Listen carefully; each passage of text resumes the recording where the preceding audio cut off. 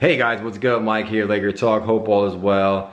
I'm recording in my garage because I've recorded in my garage before, but we're going to be renovating my garage. I just want to give you guys a look at the garage right now, and then when it's all said and done, we're going to have, like, you know, the organizer guys come out. We're going to have like this guy come out, do the floors, do cabinets and stuff like that. But as you can see, the garage is it's pretty junky, right? So we're going through this whole renovation thing. I'm not gonna blog that. But at the end of the day, when it's all said and done, I'm gonna shoot another video here and show you guys just you know, the before and after. Anyway, today the Lakers schedules came out. I haven't been posting too many videos lately. I've just been kind of quiet. I've been working and not a lot of news going on. But the Lakers NBA released a schedule today, and the Lakers schedules came out, and people were asking me my opinion about the schedules. I never worry about the Lakers schedule. I mean, for the life of me, watching basketball, it's like, it is what it is. I do notice that, I do remember when back in the day when we had like a championship team with Powell and Kobe and them, when we would get easy schedules, I would hate that when we had easy schedules in the beginning of the season, because it looks like we're a good team, but we actually played a lot of sorry teams at home. And so we would start off the season, you know, 16-4, you know, 21-7, and you know, it would be kind of bloated, because a lot of those games, like 17 of those games, would be at home against sorry teams, and then later on in the season we play on the road, and that's when it really gets tough. So I don't care how our schedule looks right away. I just know that we play every team 4 times on the West Coast, and every East Coast team we play them twice. So at the end of the day, we're gonna play 41 games at home and 41 games on the road. That's it. That's all I need to know about the schedule.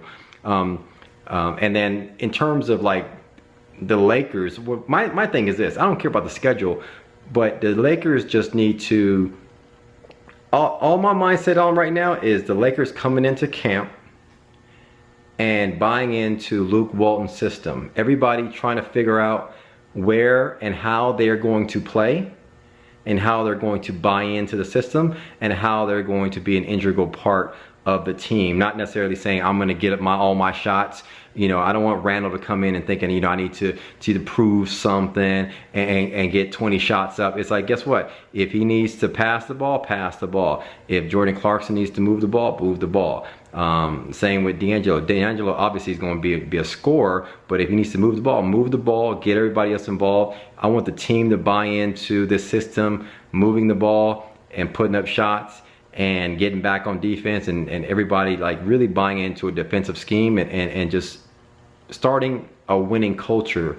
As much as we're in a rebuilding mode, the way I look at the Lakers right now, the way I want us to be, and I'm sure you guys will agree with this, is when you look at the Utah Jazz over the years, and all you Laker fans, you guys know what I'm talking about. The Utah Jazz, although they were never an elite team, you know, ever since like Karl Malone and John Stockton left, but they will always be competitive. You know, every time you go play in Utah, it's for some reason they just are very competitive and very gritty and very hard-nosed. Like, you know, when you go into Utah, it's, even though they're not making the playoffs and they're not winning championships, you know that's going to be a hard win when you go play in Utah. And I feel the Lakers at some point need to get, we're below them right now because we're sorrier, but I want to get to that point to where when people play us at home, they know it's not going to be an easy win, even if we do lose at home,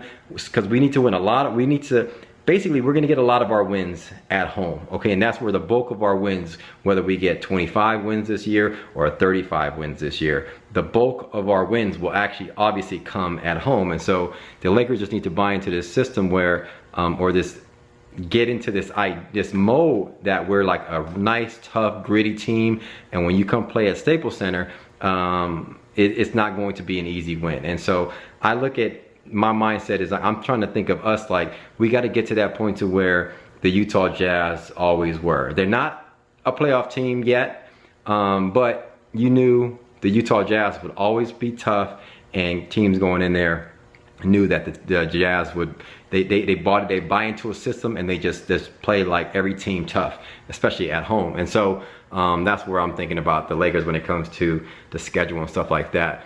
A couple other things that I've been thinking about throughout the week. I've been watching the Olympics and stuff like that, and I'm noticing about Boogie. My thoughts on Boogie Cousins is like, when you watch Boogie Cousins play in the Olympics, it highlights what he's been doing the last, I know it's tough for bigs to play in international ball, but it just goes to show you why I don't want him on our team. I don't think of him as this superstar elite athlete that I want to give up a bunch of assets for, because when you look at Boogie Cousins, he gets exposed on defense. He's lazy, he's lackadaisical on defense, in the sense that he doesn't know how to play defense. And so when you don't know how to play defense, you reach a lot, you actually pull jerseys a lot, you actually are out of position, you can't move your feet that well, and you get called for a lot of fouls. And you notice when he gets called for a lot of fouls, he cries, he pouts, he looks at the ref like he wants to get a tech, and it's like he goes on the bench, he throws his mouthpiece. And that's the history of Boogie Cousins over the last 6 years. His offensive, when things aren't going his way, and when the USA team was having a tough time against the Australian team, it was a tight game. Guess what? When the going gets tough, he sort of folds under pressure. He doesn't accept the pressure and rise above it. He folds under it, and he pouts when he doesn't get his way. And he's pouting at the refs. It wasn't the refs' fault, it was your fault. You can't play defense. Like when we got exposed against Detroit years ago, it really exposed the Lakers' lack of being able to play defense, where the Detroit Pistons were a far superior, better defensive team. And when the Lakers would try to play defense, they would always foul people. And it's like, a good defensive team is somebody that knows how to move their feet, stay in front of their man, and always be hustling and not foul the other player. And so I always like watching good defensive teams, good defensive players, because they know how to move their feet, stay in front of their man, body them without actually fouling. And those who don't know how to play defense, when they try to, all they do is foul. And that's what you get in Boogie Cousins. And that's a clear-cut example on why I don't want him. I don't want to give up assets to get him, because at the end of the day, when the game's on the line, guess what? He's on the bench, either in foul trouble or he's there for some other reason. And you saw that in the game against Australia. Just a good example of why I don't want him on my team. Why don't I want the Lakers? Having said that, Klay Thompson, another guy that's having he's having some shooting issues right now with the USA. But his name came up today. I was listening to NBA radio on I think I got XM or Sirius Radio, whatever that is, and I'm listening to it in the car on NBA radio, NBA TV radio, whatever. And they were talking about Klay Thompson. Brandon Hayward was talking about how he believes. He's worried about Klay Thompson, how Klay Thompson is going to handle the addition of Kevin Durant. And he's thinking, he was saying how he thinks Klay Thompson is going to be the odd man out.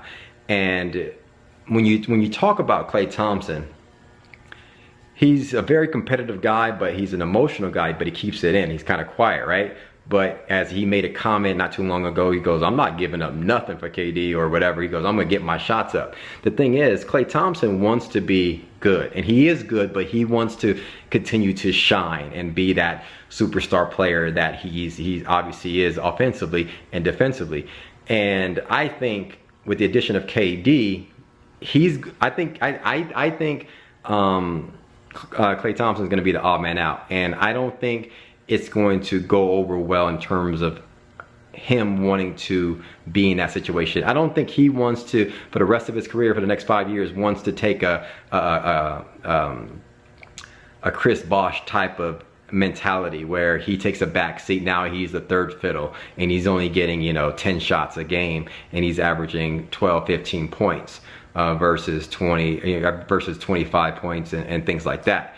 And so I think, I'm just saying this, there's no rumor about this, but I can see the Lakers probably making a push for Klay Thompson over the next year or so, either through trade or, obviously he becomes a free agent in the next 3 years, few years or so. But I can see the Lakers trying to acquire him. And the reason why I say the Lakers, obviously he has ties to the Lakers with his dad, you know, being a Laker, and the Lakers, you know, needing guys like that, needing shooters like that, and Klay Thompson, or, you know, possibly wanting to get out of that situation where he's now, you know, a top player on the team. So I don't know. I don't want to speculate who we would trade for him and whatnot, and how we would acquire him. But it's just something interesting. I always think of Klay. I always wanted him even before he signed with Golden State. But it's just something that I'm thinking about. So I think watch Klay Thompson this year. By the end of the year, just kind of like keep an eye on him and see where that story goes. I just think there's something there. It could be nothing, but I don't know. That's my thought. That's what I've been thinking about today anyway. That's all I got for this video. Hit me up in the comments below. Let me know your thoughts, what you guys thinking about. What you guys think about the schedule. What you guys think about Boogie. What you think about my idea with Klay Thompson. Anyway, hit me up in the comments below. Thanks for commenting, liking, and subscribing. And as always, follow me on Twitter at Mike Sports LA. I'm out.